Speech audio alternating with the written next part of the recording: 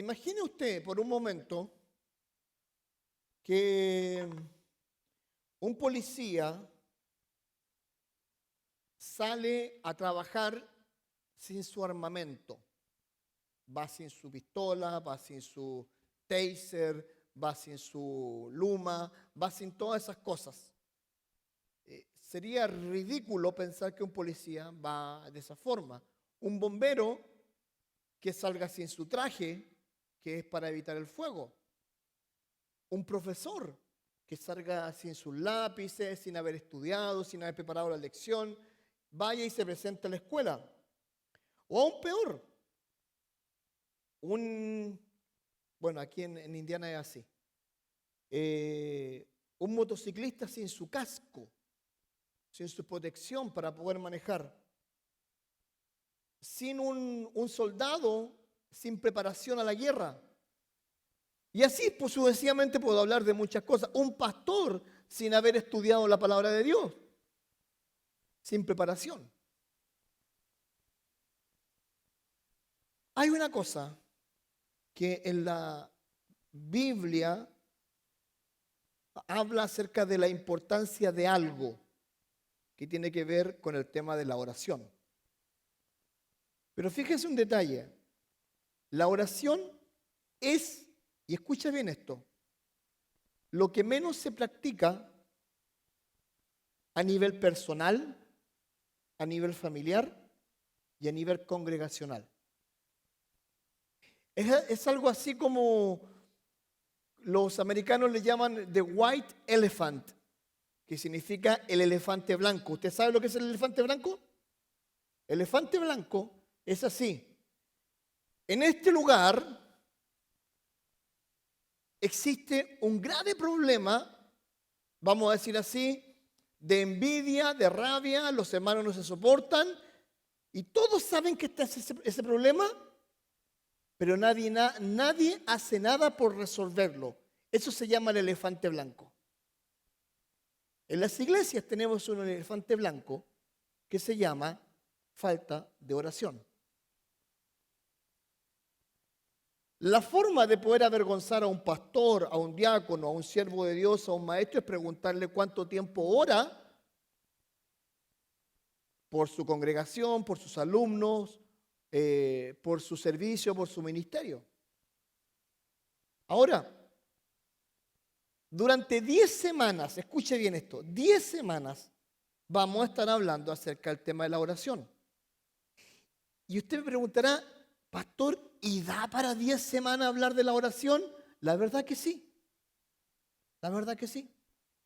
Y vamos a revelar y vamos a tomar algunos mitos de la oración que uno piensa o que te han enseñado o que has aprendido y que tú realmente piensas que es así y no es así. Así que durante 10 semanas vamos a hablar de la oración. Obviamente la semana que sigue es previo a la Semana Santa. Vamos a hablar acerca de los últimos días de Jesucristo en la tierra. Después tenemos Semana Santa y después continuamos con la oración. Pero ¿qué tan importante es la oración? ¿Qué tan grande es el poder de la oración? Y hoy día vamos a hablar de 3 cosas. Número 1, del legado de la oración, lo que es la oración. También vamos a hablar del poder de la oración y de la prioridad de la oración. ¿Y qué significa esto del legado de la oración? Es simple.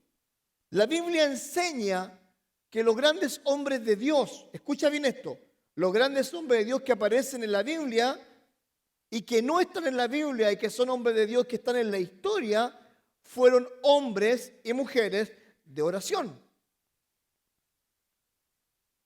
Y la oración, un hombre o una mujer de oración, número 1, siempre va a dejar un legado, siempre va a dejar un reconocimiento, siempre la gente va a entender lo que significa un hombre o una mujer de oración. Y esta frase la escribí, la saqué de un libro, dice así: la oración tiene todo el alcance del poder de Dios. Es un don hermoso, misterioso, y escucha esta frase, y que inspira reverencia. Ahora, la primera cosa que vamos a aprender hoy día es el legado de la oración.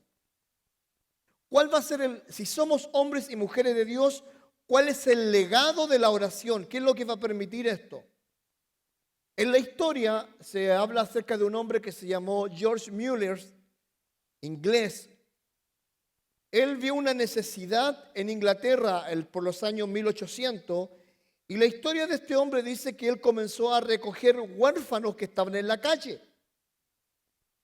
Ahora, se crearon orfanatos y más de 10.000 niños fueron sacados de la calle, se les dio educación, se crearon cerca de 500 orfanatos y él jamás le pidió un centavo a la comunidad, a las iglesias o a las autoridades. La historia de George Mueller, puedes googlearlo, George Mueller de Bristol, lo puedes googlear y esta historia y están los PDFs de su libro, muestra a un hombre que pasaba gran parte de su vida orando para que Dios proveyera. Martín Lutero siempre decía, las 4 primeras horas de mi vida las pasaba bajo el altar de la oración. Y ¿sabes algo? Como te dije anteriormente, vamos a hablar de la oración en forma personal, en forma familiar y en forma congregacional. Vamos a hablar del poder, de los misterios de la oración. Pero quiero desafiarte a esto, a que este mensaje no te entre por aquí y ni te salga por allá. Porque terminando el servicio, tengo algo que te voy a entregar para que nosotros comencemos a practicar. Al menos por 10 semanas. Al menos por 10 semanas. Ahora, el legado de una nación. Mira, fíjate esto. Abraham, dice la Biblia, que caminó por fe. Y él tenía una oración muy importante que era que algún día tener familia, como Dios le había prometido. Y Dios le prometió y Dios le bendijo. Y Dios le dio un hijo. Se llamó Isaac. Pero este hijo tenía el mismo problema que su papá. ¿Cuál fue el problema que tenía? Que su esposa no podía tener hijos. Miren lo que dice la Biblia en Génesis capítulo 25, versículo 21. Lloró Isaac a Jehová por su mujer, que era estéril. Y lo aceptó Jehová y concibió Rebeca, su mujer. ¿Sabes algo? Nació Jacob, quien se transformaría en el padre de Israel. ¿Y sabes lo siguiente? Eso nos habla de la primera oración que un hombre debe hacer por su mujer. Por su mujer. ¿Qué tanto yo oro por mi mujer? ¿Qué tanto yo oro por mi esposa? ¿Qué tanto yo oro por ella para que Dios bendiga cuando todavía no hay niños, su vientre? Cuando dio a luz, la crianza, el apoyo, el cuidado. Cuando sale a trabajar, por el trabajo. ¿Qué tanto oro yo por ella? Había una necesidad, sí, una necesidad de un hijo. Había una promesa a Abraham: de ti voy a hacer una gran nación. Dios bendijo con un hijo, Isaac. Pero Isaac tenía el mismo problema y Dios bendijo. ¿Y qué es lo que pasó con eso? Dios dejó un legado hasta el día de hoy. ¿Cuál es el legado? Un pueblo, una nación llamada Israel. Así de simple. Ahora, en la Biblia encontramos a Moisés, un hombre que durante 40 años vivió bajo el reinado y bajo la opulencia y bajo el liderazgo de una nación de Egipto. Era un líder, era un príncipe de Egipto. Después de esos 40 años, Dios lo saca de ese lugar, lo lleva a que esté 40 años sirviendo a su suegro, cuidando sus ovejas. Y en el silencio absoluto Dios le habla a él, trabaja en su vida y se transforma en un líder espiritual. Pero ¿sabes cuál es el problema de los líderes, de los pastores? ¿Cuál es el problema de los hombres de Dios que muchas veces llegan a un punto en su vida que no dejan un legado? Muchos no dejan. Y muchos no oran por el liderazgo para que Dios bendiga a la iglesia con un nuevo pastor o con un nuevo hombre de Dios. En lo personal, yo estoy orando mucho por el siguiente pastor de esta iglesia.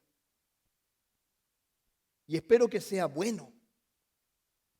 Pero ¿sabes algo?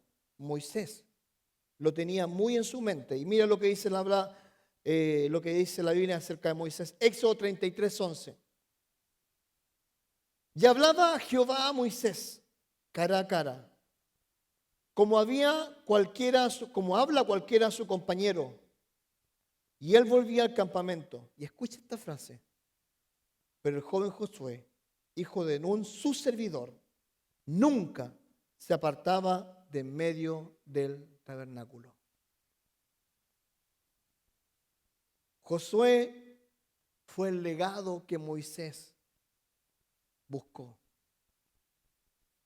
Y sabes, si tú ves en la Biblia, te vas a encontrar que Josué siempre estaba al lado de Moisés. Y Moisés, cuando lo encomendó a la obra, lo bendijo. Te hago la siguiente pregunta. Ayer iba pasando, yendo a Warsaw, y vi un cementerio grande, muy grande, metido en una colina. Y me paré ahí para observar las tumbas y a leer algunas inscripciones. Y algunos decían un gran papá, un hombre de familia, una mujer de casa, un gran abuelo. Cuando nosotros nos vayamos, ¿qué legado vas a dejar? Un envidioso, un chismoso, un mal hablado. Yo sé que de los muertos nunca se habla mal, pero sí, después que el muerto se entierra, todos hablan mal del muerto. Pero ¿cuál es el legado? ¿Cuál es el legado que le vas a dejar a tu familia? A tus hijos, a tus nietos. Te voy a decir un legado. Déjale el amor por la iglesia. El amor por la iglesia. Que tu nieto, que tu hijo, cada domingo quiera estar en la iglesia del Señor. Y que cuando algún día tu hijo o tu hija se vayan de la casa, tengan ese mismo ímpetu de buscar una iglesia que los acoja y que los cuide. Ese es un legado. Ese es un legado. Y es triste cuando ese legado no lo dejamos. ¿Sabes cuándo yo me voy a dar cuenta de que dejé un gran legado? Cuando mis hijos se vayan de la casa. Y yo los llamé por teléfono y diga, ¿dónde estuviste hoy día? No, papá, el pastor se mandó una predicación. No, papá, es que no fui a la iglesia porque estaba cansado. No, es que me tocó trabajar. No, es que busqué un trabajo extra. No, es que no quería. Déjale a tu hijo un legado. Que fuiste un hombre fiel. Que bendijo la iglesia, que bendijo a los demás.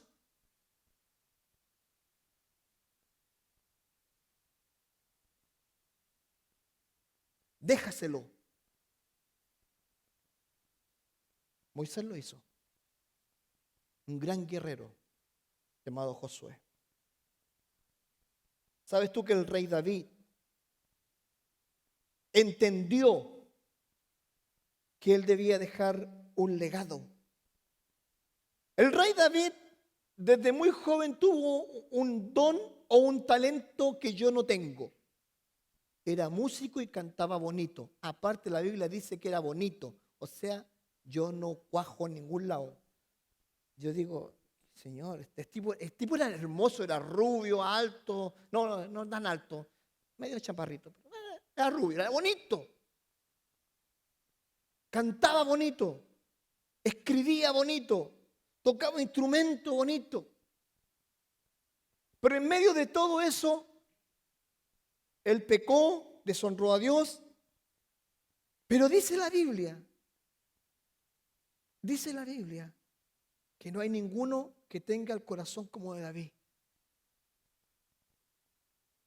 Y sabes, él entendía esto del legado y él escribió el libro más largo de la Biblia, 150 capítulos, los Salmos. Los Salmos son oraciones y son canciones. Y la gran mayoría se cantan. Salmo 119, 176 versículos. 173 versículos hablan de la Biblia, porque era importante para él. Mira lo que dice el rey David. Salmo 55, versículo 17. Tarde y mañana y a mediodía, ¿qué dice? Oraré y clamaré y él oirás mi voz. Si te das cuenta, la forma de dejar un legado en este mundo es a través de la oración. Ser hombres y mujeres de oración, desde José hasta Jeremías y de Ana hasta Oseas. La Biblia está repleta de hombres y de mujeres que respondieron al llamado de Dios, que fue orar, orar y orar. Yo no sé cuál es tu rutina, pero te voy a contar mi rutina. A mí me cuesta orar. Yo me tengo que forzar a orar. ¿Y sabes qué? Me da tristeza, porque no debería forzarme a orar, pero debo hacerlo. ¿Por qué? Porque mi carne es débil. Mi carne me pide, no, relájate, Pancho. Anda a dormirte una siesta, anda a hacer otras cosas. Y es triste, pero así es. Santiago 5:16 al 18, mira lo que dice. Confesaos vuestras ofensas unos a otros. ¿Y qué dice? Llorad unos por otros. Para que seáis ¿qué? Escucha esto. Cuando uno ora por el otro, deja de sentir celo, deja de sentir envidia, comienza a amar al otro, a cuidar al otro. Dice, confesaos unos a otros, llorad unos a otros, para que seáis sanados, para que esas grietas del corazón que hay de repente se eliminen. Dice, la oración eficaz del justo puede mucho. Sigue diciendo, Elías era un hombre de oración. Y dice que oró y durante 3 años no llovió.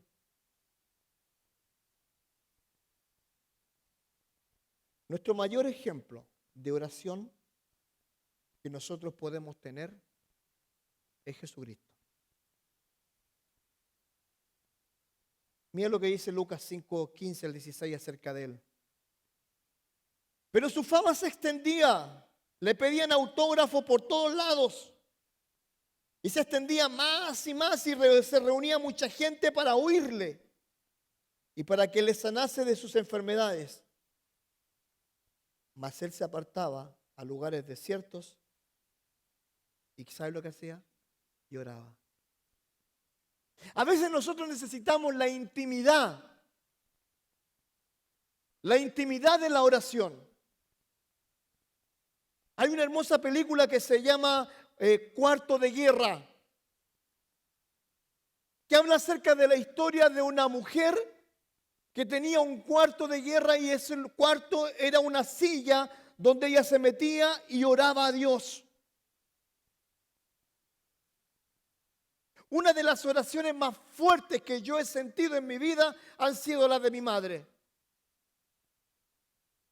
Y siempre lo digo, cuando yo estaba alejado del Señor, ella siempre estaba orando por mí.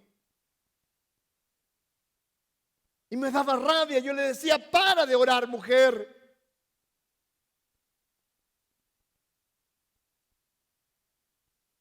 Porque sentía sus oraciones. Y el Señor Jesús, a pesar de su fama, a pesar de que todo el mundo quería estar con Él, Él tomaba un tiempo para apartarse. Te hago una pregunta. ¿Cuándo fue la última vez que tomaste un tiempo tú y Dios? Tuvieron una cita, un date, donde tú te arrodillaste y le dijiste a Dios, Señor, aquí estoy. Aquí estoy. O solamente te acuerdas de Él cuando tienes problemas. Porque déjame decirte esto. Y te lo digo así directamente a tu cara, cara a cara. Las únicas veces que nos volvemos espirituales es cuando tenemos problemas. Cuando perdimos el trabajo, cuando viene una enfermedad, cuando nuestros hijos están rebeldes, cuando mi esposo me engañó, mi esposa me engañó, cuando de repente he perdido, qué sé yo, horas del trabajo y nos volvemos espirituales. Señor Santo, oro a ti, clamo a ti, cambiamos la voz, cambiamos inclusive hasta nuestra forma de orar. Señor Santo, alabado, alabado. Pero pasa la tormenta y nos olvidamos de Dios. ¿O no es así? Es así. Pero Dios nos quiere escuchar todo el tiempo. Cuando las cosas estén sonriéndonos, nos vaya bien, esté todo feliz y contento, ahí nos quiere escuchar, agradeciéndole. Pero cuando las cosas se ponen color de hormiga, ahí en ese momento también nos quiere escuchar. ¿Sabes? Me llama la atención. El primer discurso, escucha bien esto, el primer sermón que el Señor Jesucristo dio se llama el sermón ¿cómo se llama? El sermón del monte. Mateo capítulo 5, 6 y 7. ¿Sabes tú lo que predicó el Señor Jesucristo en el sermón del monte? Mira, lo pongamos en la pantalla. Número 1, Mateo 6, 5 al 15. El Padre nuestro que estás en los cielos, santificado sea tu nombre. Mateo 6, 16 al 18, sobre el ayuno. ¿Y el ayuno qué significa? Oración. Mateo 6, 25 al 34, sobre el afán y la ansiedad. ¿Estáis acongojados? ¿Estáis con necesidad? Oren a Dios. Mateo 7, 7 al 12. La oración y la regla de oro. Como mides, vas a ser medido. Pero tienes que orar. Orar. Fíjate lo siguiente. Me da escalofrío hablar de este tema. Como te digo, porque es un tema que tiene que ver con nosotros, con nuestra intimidad. Y yo lo que quiero lograr con esta predicación, con esta serie de 10 predicaciones, es que nos incomodemos y seamos personas de oración. Que esta iglesia crezca con personas de oración. Mira, Jesucristo, cuando estuvo en la tierra, tuvo un momento muy difícil que lo vivió con los cambistas. ¿Te acuerdas cuando vio que estaban los cambistas, los fariseos, vendiendo palomas, intercambiando por dinero, ovejas y cosas así? Y el Señor Jesucristo así, onda Jackie Chan, botó todas qué sé yo, todas las mesas, hizo salir a todas las ovejas, las palomas, todo, y se enojó. ¿Qué es lo que dijo el Señor Jesucristo? Mira lo que dijo.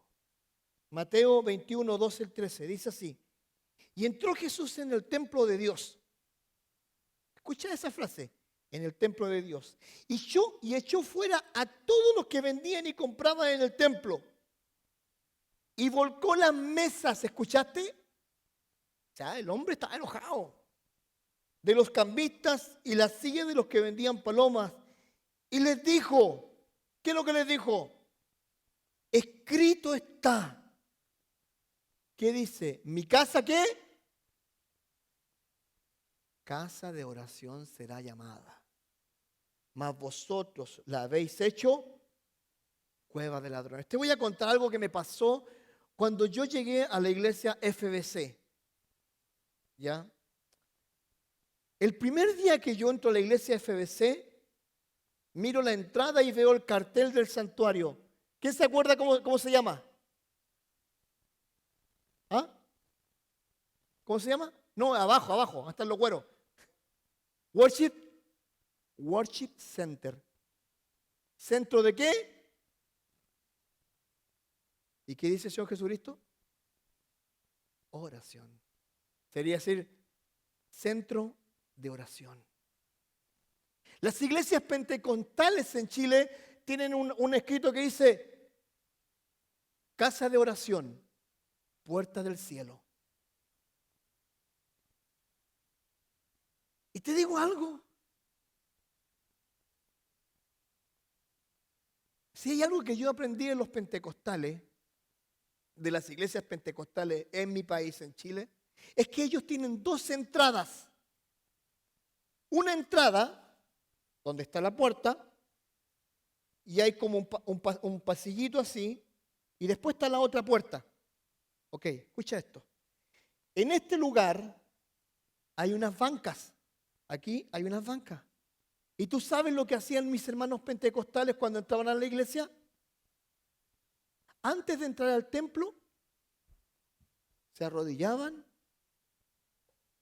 y oraban. No entraban al templo antes de orar. Te hago la siguiente pregunta. Con José Luis, a las 11 y algo, 11:45, vamos arriba y nos ponemos a orar por el servicio. ¿Estarías dispuesto a venir 20 minutos antes a la iglesia? Buscar un lugar aquí, porque está lleno de lugares, y orar por tu servicio. Y arrodillarte. Puedes ir al santuario que está ahí y te puedes arrodillar. ¿Estarías dispuesto a hacerlo? ¿O vienes muy apurado para poder hacerlo? Casa de oración. La única forma en que se mantenga una iglesia es a través de la oración. Te digo esto, es triste, es muy triste. Pero lo que hay hoy en día en las iglesias es eso. Mira, hay un lindo show. Hay un lindo show. Luces, pantallas, PowerPoint. ¿Ya? El pastor predicando 20 minutos, 15 minutos, 30 cuando máximo. Buena banda, la buena guitarra. Pero ¿cuánto de esa gente ha dedicado tiempo a la oración? No digo que no lo estén haciendo, pero yo pregunto, ¿lo hacemos? Yo me acuerdo de cuando estaba en FBC, el pastor Bloye cada domingo que iba a predicar, el grupo de diáconos se iba a la oficina de él, se colocaban alrededor de él y lloraban por él.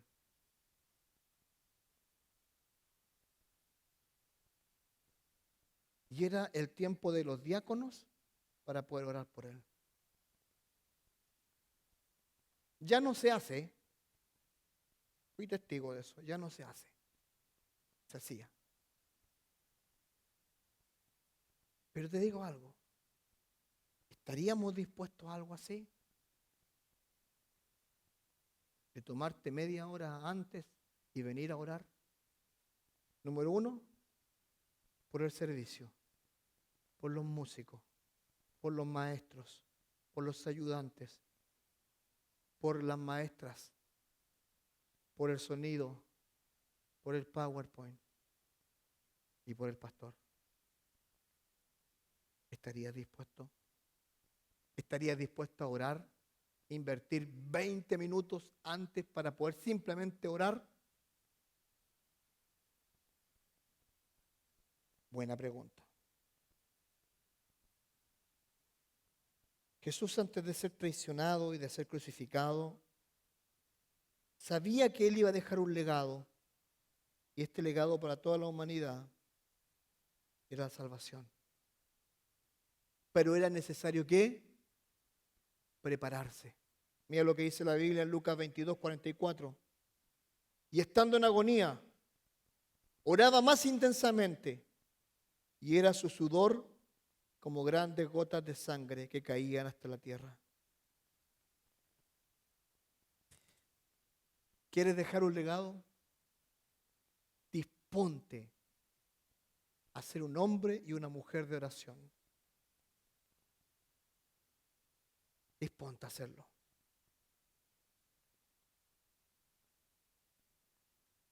Porque es necesario. Hace unos días atrás, Josie me mandó un texto diciendo que en la escuela sorprendían a un chico con una pistola. Te hago la siguiente pregunta. ¿Cubres a tus hijos de oración antes de irse a la escuela? ¿Oras por ellos? ¿Oras con ellos? ¿Oras con ellos? ¿Lo haces? A veces no lo hacemos. Salmo 5:3. Oh Jehová, de mañana oirás mi voz, de mañana me presentaré delante de ti y esperaré. Que nuestro primer desafío en la mañana, antes del cafecito, de las tostaditas, de los taquitos, de los huevitos con frijoles. Ay, Señor, bendice esas manos, Señor. Antes de eso, oh Jehová, de mañana oirás mi voz. Señor, buenos días. Gracias por un nuevo día de vida. Gracias, Señor. Segundo, el poder de la oración. Escucha esto, lo que dice la Biblia, 2 Corintios 10:4. Porque las armas de nuestra milicia no son carnales, sino poderosas en Dios para la destrucción de fortalezas. Las armas de nuestra milicia no son carnales. ¿Quieres saber algo? Nuestro poder, el poder de un hijo de Dios, no está basado en la verborrea que tenga, en el conocimiento que tenga, en la fuerza que tenga, sino que está basado en el poder de la oración. Cuando sufres acoso en el trabajo, cuando tienes problemas en la familia, cuando tienes problemas con tus hijos, pregúntate, ¿qué tan poderoso es mi tiempo de oración?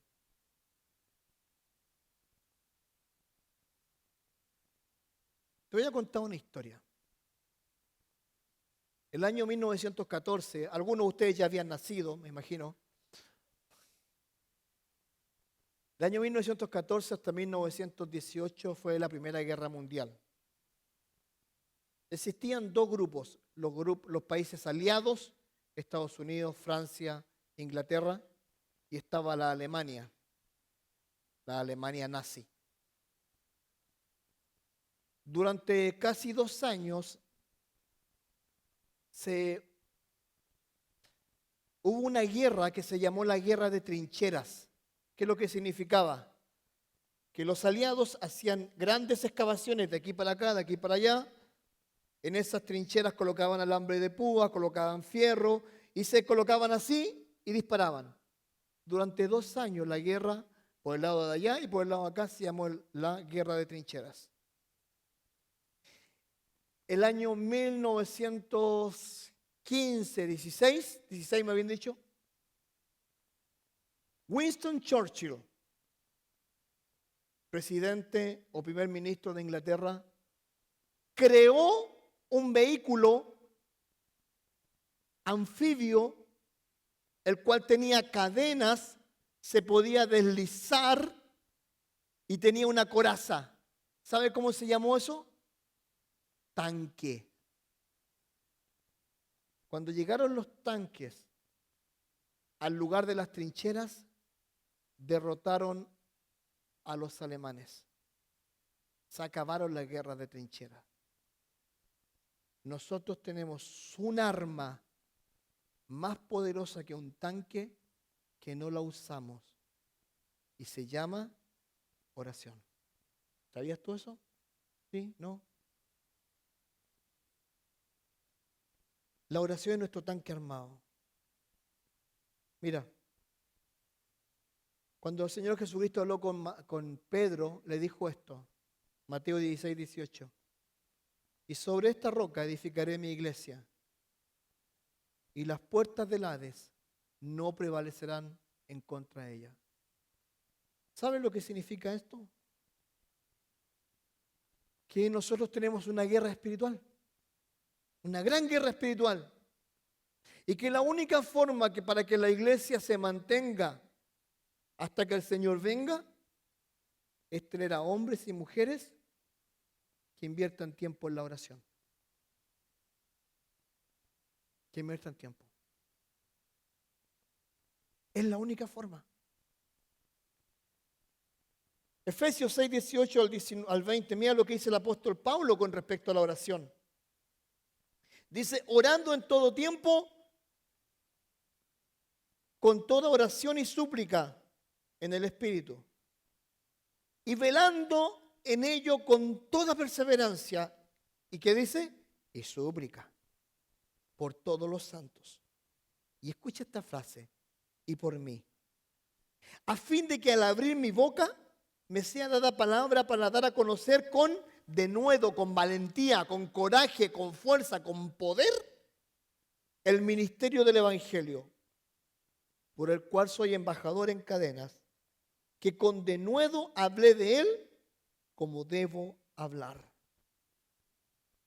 Tres cosas en estos versículos. Número uno, la oración como una fuerza impulsora. Con toda oración y con toda súplica, con perseverancia, orando por todos los santos. Segundo, la oración era la estrategia de batalla que necesitaban para impulsar la victoria. Y tercero, la oración era lo que los sostenía para estar en la cárcel.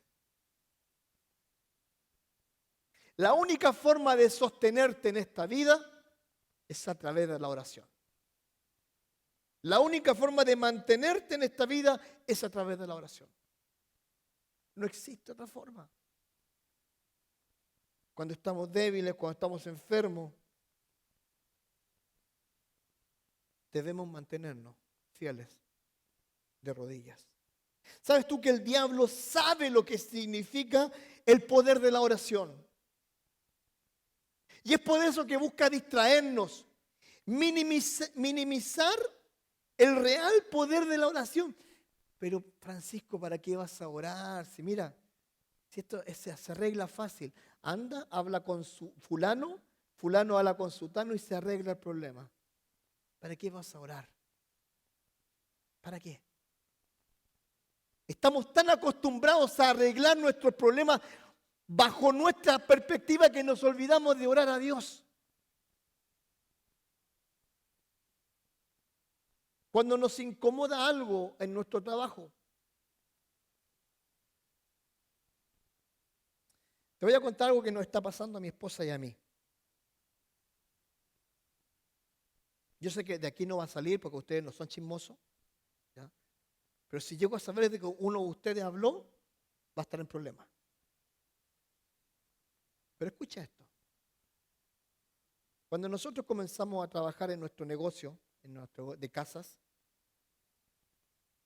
sabíamos sabíamos, por la experiencia de otros, que no iba a ser fácil. ¿Y tú sabes lo que peor te puede pasar cuando tú estás trabajando en una casa? Es que salgan imprevistos que no estaban previstos. ¿Eso qué produce? Roces, conflictos. Pero como nosotros sabíamos que iba a pasar eso, le dijimos a Dios, ayúdanos a resolver los problemas cuando vengan. Y ha sido un momento de aprendizaje para los dos. Y nos hemos preparado para eso. Pero ¿sabes algo? Necesitas tú no minimizar el poder de la oración. Orar aún por los detalles en tu trabajo. Bendecir a la gente de tu trabajo. Generalmente me dicen a mí, y me ha pasado, a veces me pasa cuando estoy en el mercado o haciendo cualquier cosa, cuando estoy comiendo en un restaurante, se acerca alguien y me dice, pastor, ¿puedo hablar con usted? Sí, ningún problema. Sí. ¿Sabe, pastor? Tengo un problema. Sí.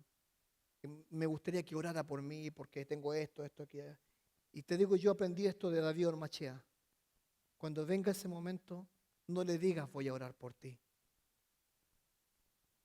sino que simplemente tómalo y ora por él en ese momento, porque después se me va a olvidar.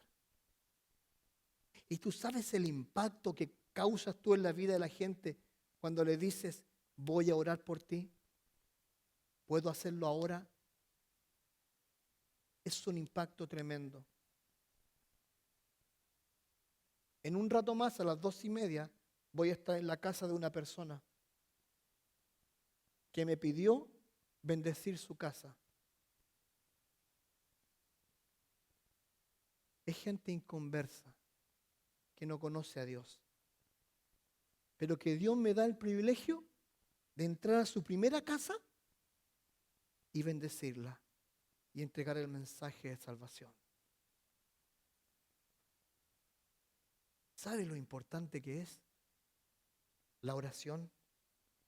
Que aún la gente que no conoce de Cristo reconoce el poder de la oración. La oración alivia la carga del estrés de nuestras vidas. ¿Está usted estresado? Sí. Tómese un baño de espuma. Pero eso me va a aliviar por un momento. No me va a quitar el estrés. Haga ejercicio.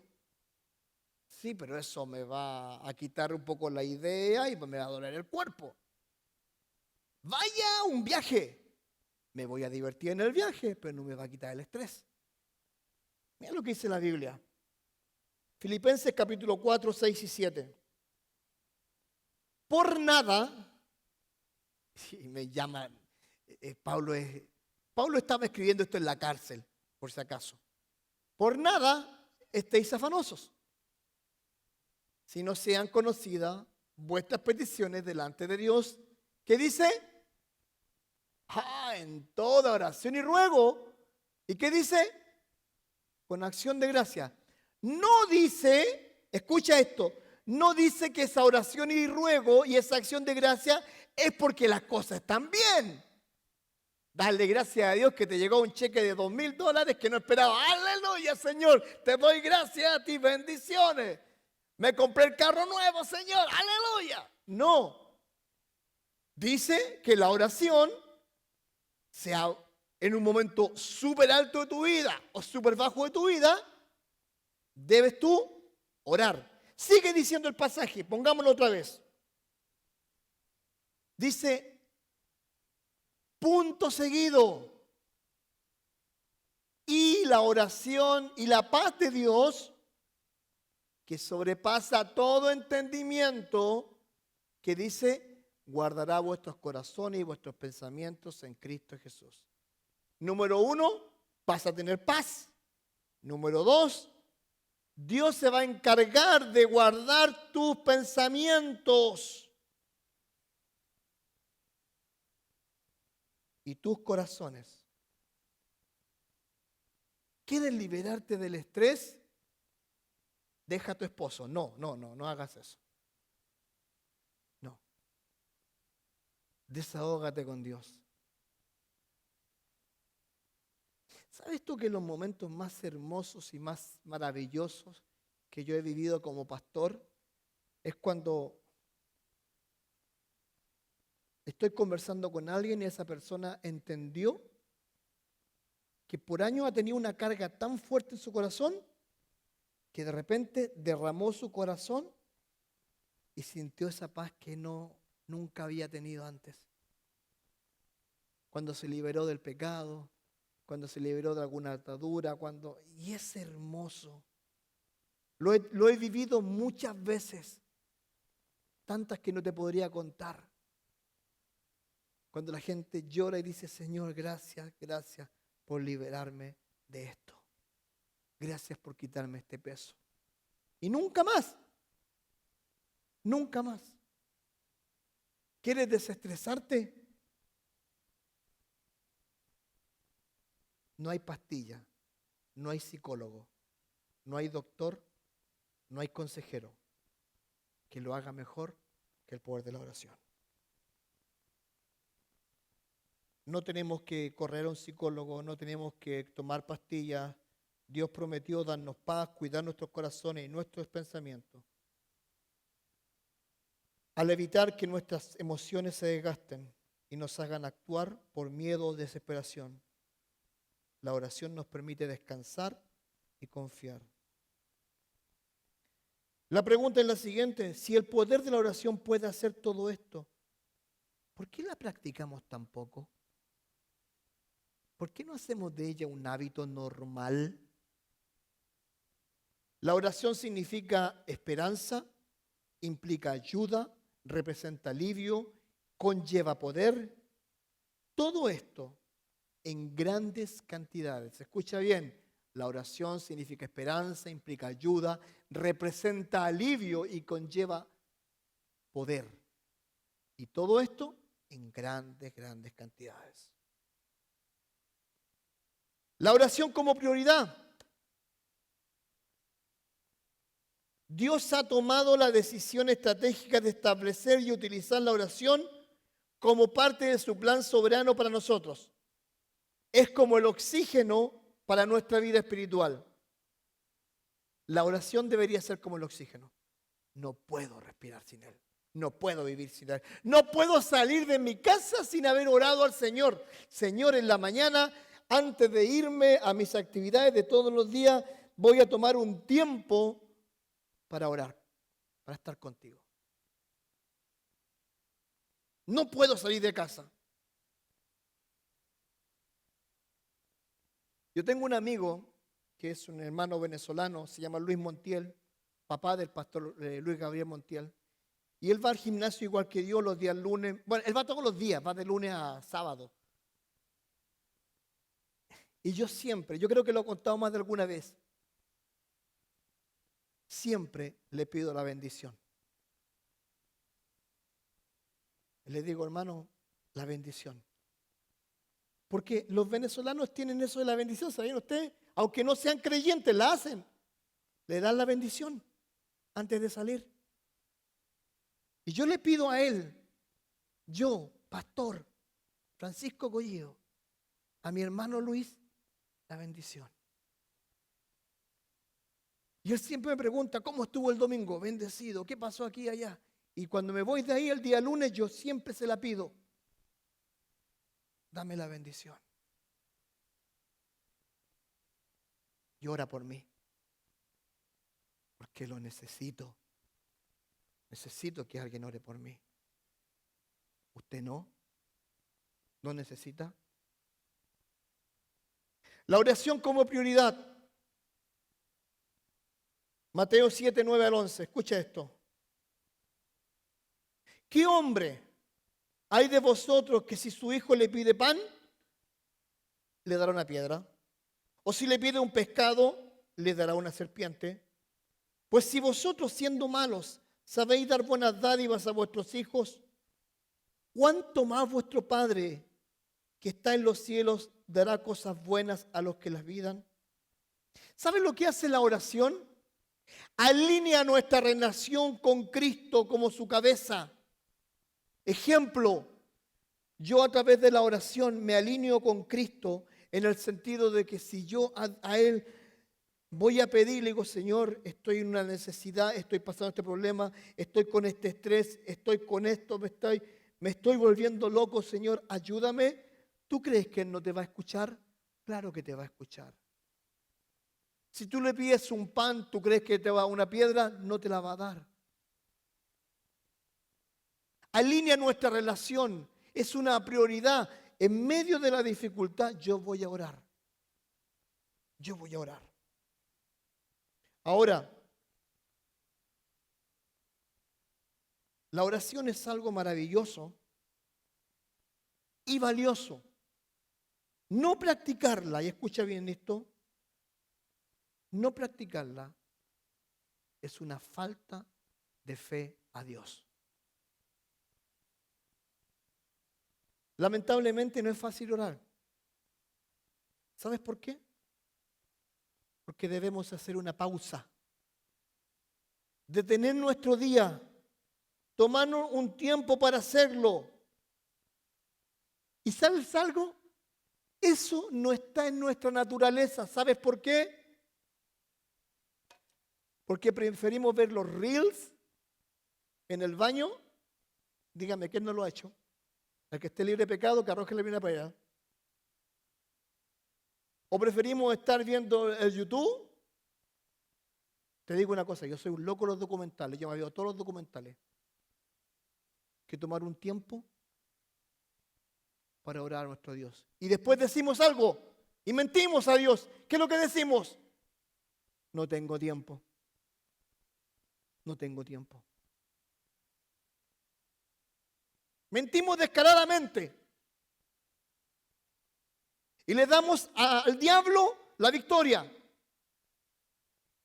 Él no se esfuerza. No. Él no se esfuerza. Hoy en día se le hicimos fácil. Dios no depende de nada. Nosotros dependemos de Él. Mira lo que dice la Biblia en Juan 15, 4 al 5. Permaneced en mí, yo en vosotros. Como el pámpano no puede llevar fruto por sí mismo, si no permanece en la vid, así tampoco vosotros. Si no permanecéis en mí, yo soy la vid, vosotros los pámpanos. El que permanece en mí y yo en él, este lleva mucho fruto, porque separado de mí, ¿qué dice? Nada podéis hacer. Nada podéis hacer. Nosotros necesitamos de Él. Él no necesita de nosotros. Él no necesita al pastor Francisco para que predique. Él puede levantar a otro predicador. Yo necesito de Él para poder tener el poder de Dios y del Espíritu Santo para poder proclamar su palabra. Yo necesito de Él. Yo necesito arrodillarme delante de Él. Yo debo reconocer que tengo una necesidad.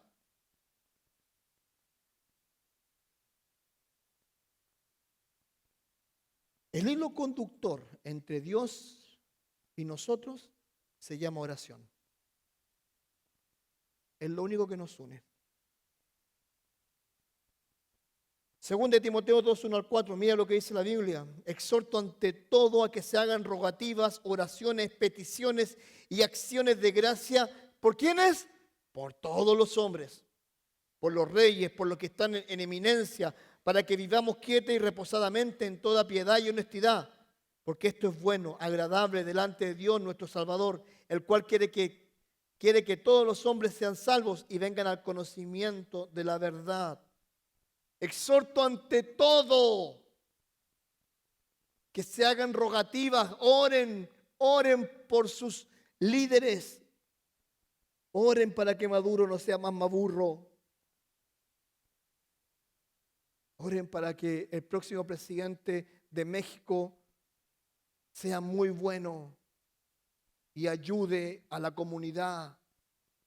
Oren para que el presidente de Estados Unidos, el próximo que vamos a tener, venga con la necesidad y el deseo de hacer surgir este país que siga creciendo. Pero ¿sabes cuál es el objetivo principal de Dios en la oración? El objetivo principal de Dios en la oración es el siguiente: es que todos lleguen a conocer la verdad del Evangelio. Ese es el objetivo de Dios, que la gente conozca la verdad del Evangelio. El éxito de la iglesia en su formación fue la oración. Mira, Hechos 1:14. Todos estos perseveraban unánimes en oración y ruego con las mujeres y con María, la madre de Jesús, y con sus hermanos. Antes que la iglesia se formara, ¿qué dice? Estaban todos orando. Hechos 2:42. Y perseveraban en la doctrina de los apóstoles y en la comunión unos con otros, en el partimiento del pan. ¿Y qué? ¿En qué más? En las oraciones. ¿Quieres una iglesia fuerte? Ora. Ora. Ora por la iglesia. Invierte tiempo orando. Los apóstoles. ¿Sabes tú una cosa? Que los apóstoles tuvieron un problema. Cuando la iglesia se formó, habían dos grupos: las mujeres judías y las mujeres griegas. Y muchas de esas mujeres eran viudas. Y ustedes saben, cuando hay muchas mujeres en un lugar, hubo un conflicto. En ese momento hubo un conflicto. Que las mujeres griegas decían que atendían mejor a las mujeres judías. Le daban más comida, las trataban mejor. Se creó un problema gigante. ¿Saben lo que hicieron los apóstoles? Mira cómo resolvieron el problema. Hechos 6, 3 y 4.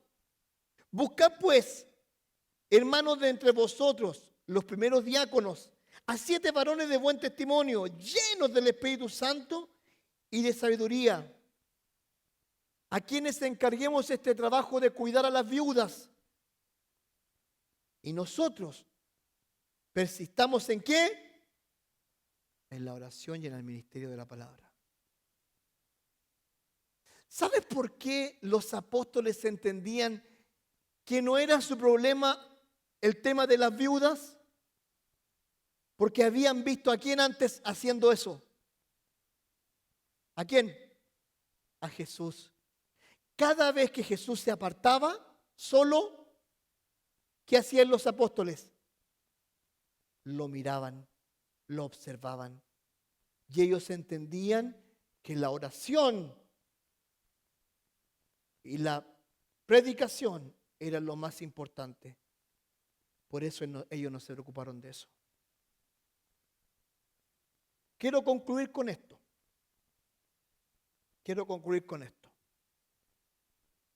Legado, poder y prioridad son las bases que vamos a poner para nosotros, la Iglesia del Refugio, y para la gente que nos ve.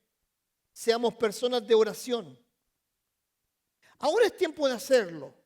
Práctico, es tiempo de apartar un momento específico, buscar un lugar lejos de las distracciones y saber apagar el celular, al menos para evitar las distracciones. Esta frase me gusta, me encanta, y siempre la coloco yo después que hago ejercicio. Es un día a la vez. Entre paréntesis, una oración a la vez. Y este es mi desafío para el inicio de esta serie que vamos a tener en la iglesia en cuanto a la oración. ¿Te acuerdas que te dije que íbamos a hacer algo práctico? Moisés, José Luis, vengan a ayudarme. Raúl, ayúdame por favor. Entréguenle una copia a cada uno. A cada uno.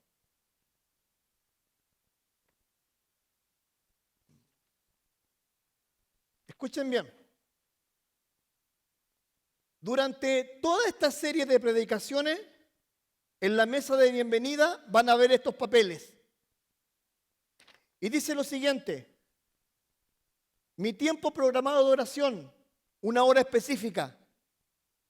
El caso mío, 5 de la mañana.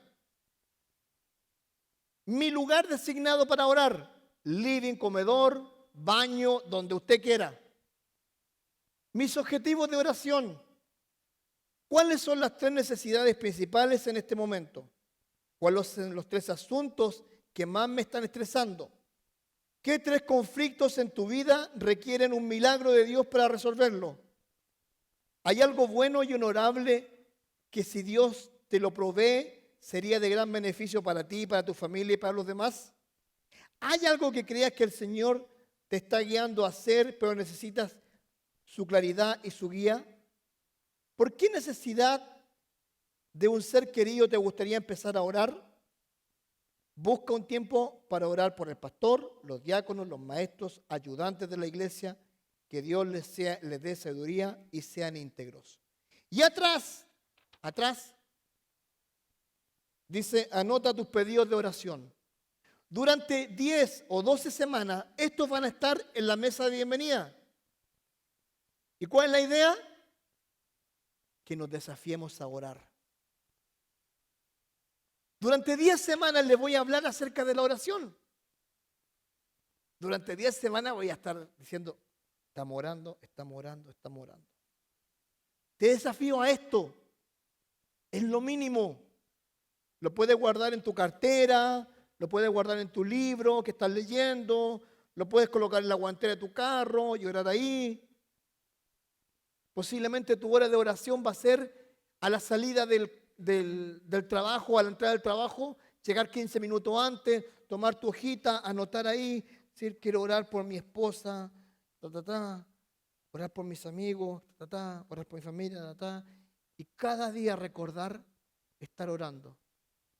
Y quiero hacerte un desafío.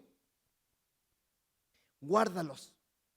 Y cuando termine estas 10 o 12 semanas, 10 semanas que vamos a estar hablando de la oración, vuelvas a tomarlo y veas tú cómo Dios ha respondido esas oraciones. A veces con un sí, a veces con un no, a veces con una espera, pero Dios siempre responde.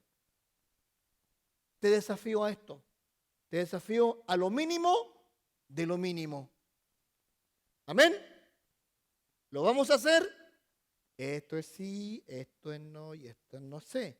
Espero que sea así.